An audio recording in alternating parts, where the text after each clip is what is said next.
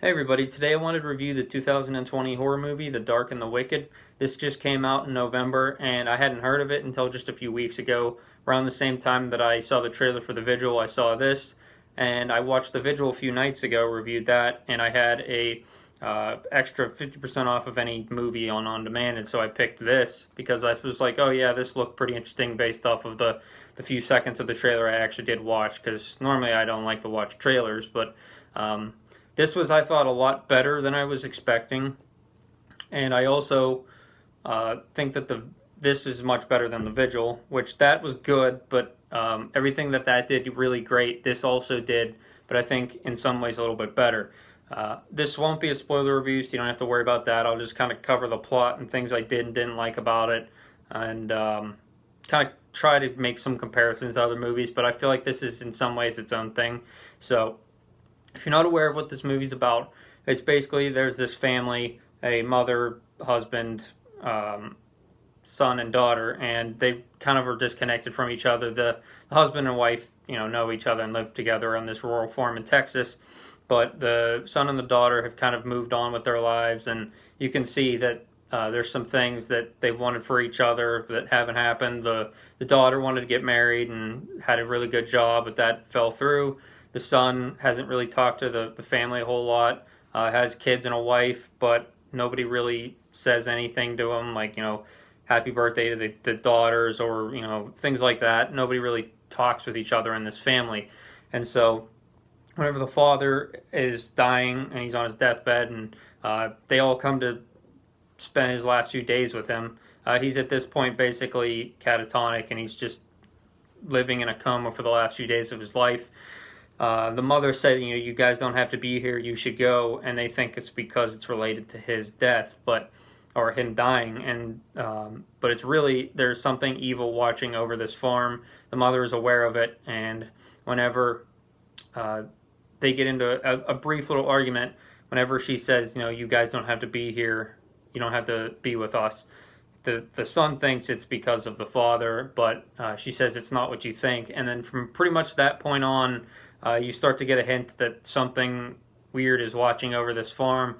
And as the days go on, which this does take place over the course of, I believe, a week, it starts on a Monday and I think ends on a Sunday. Um, you see this dark entity, which is the devil, or considered, you think it's the devil. The mother has a journal and writes that in this book, that something evil, most likely the devil or a demonic presence, is watching over the farm. And I thought this movie had a lot of really good things going for it.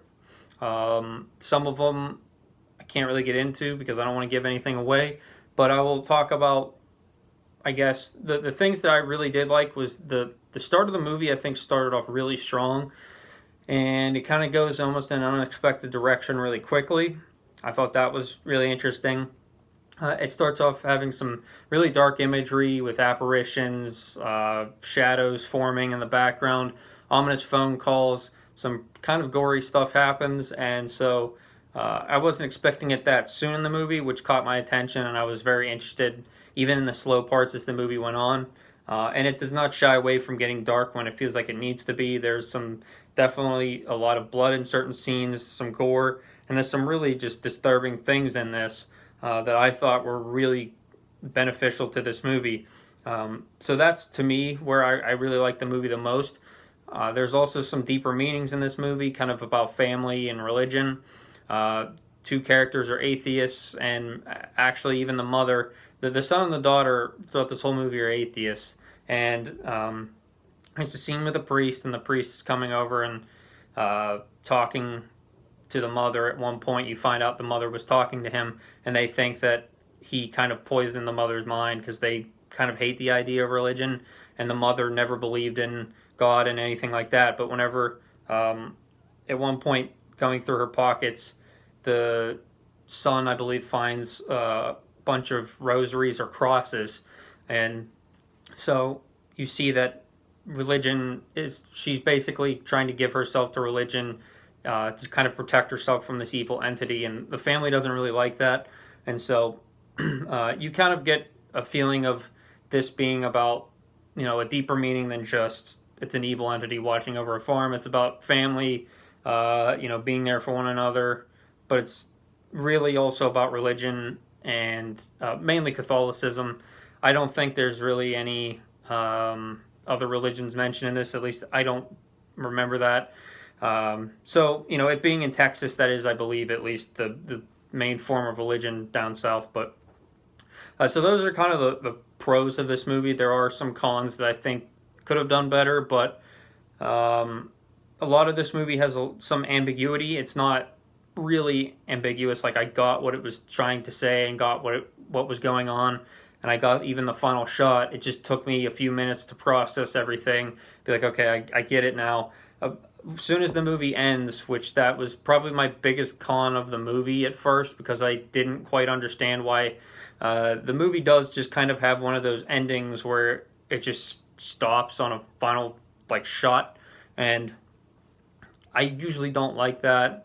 But I guess I can see. I'm not quite sure on how else they would end this. So, if you're not someone who likes ambiguity or doesn't want something directly answered for you without maybe taking the time to figure that out, this wouldn't be for you. For example, my dad hates those types of movies. Every time we watch something like this together, he hates it. So if you're like that and you kind of like horror movies that are pretty simple, like your typical slasher movies that you don't have to think through, this probably wouldn't be for you. And it does also remind me of certain horror movies that I don't like. I would say it's very similar to some of them where it takes elements from them. If you took the setting from It Comes at Night and kind of the feeling of that movie and mix it with like the family element of Hereditary, that's just kind of what this feels like, which I don't like either of those movies if I'm being honest. Everyone seems to really like Hereditary, and I've watched it multiple times, and there's nothing in it that I liked, but it does feel similar to it. Weirdly enough, I like this, and I really don't like that. So, yeah, this movie, if you're not into those types of movies, this probably wouldn't be for you either, because it has that almost pacing, but it's a lot shorter than Hereditary, where that's like 2 hours and like 10 minutes or something.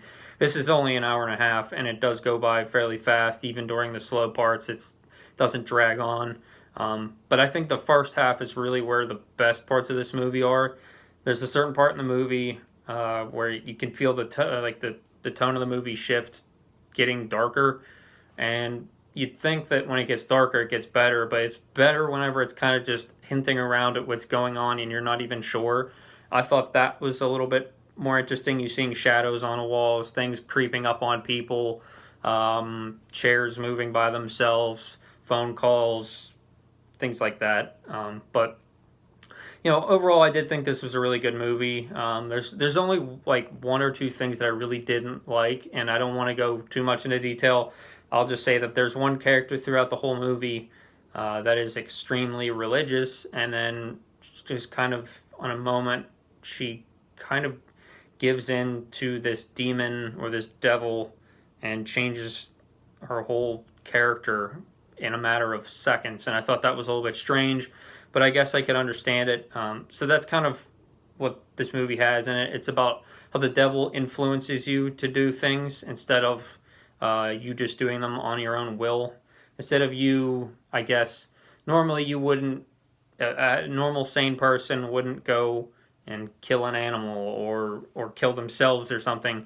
Where in this, seeing like horrific things happen and you losing your sanity, the devil talks you into doing something that you wouldn't normally do. And there's a lot of that in this, which I thought was actually pretty well done. So, yeah, for the most part, I did really like it. Obviously, I just went out and bought it. I wanted to rewatch it mainly because when I watched it, it was in standard definition on Verizon On Demand, and I don't know why all their movies on there, at least from my cable box, it seems like just come through in standard, and I just couldn't see half of the background because it was so like hazy and fuzzy.